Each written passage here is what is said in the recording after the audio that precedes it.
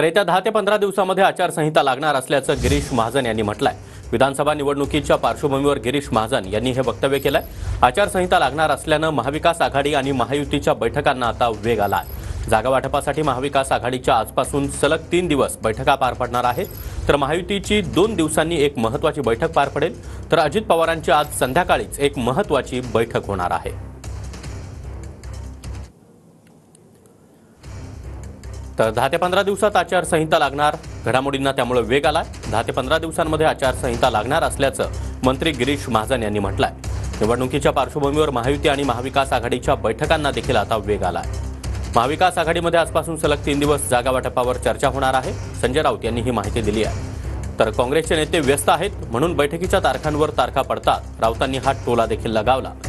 दरम्यान काहीही झालं तरी जागा वाटपावर 3 दिवस चर्चा होणारच असं संजय राऊत म्हटलंय।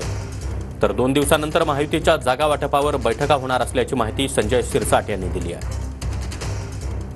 शिंदे फडणवीस आणि अजित पवार बैठका घेणार असल्याची माहिती देखील शिरसाट यांनी दिली आहे।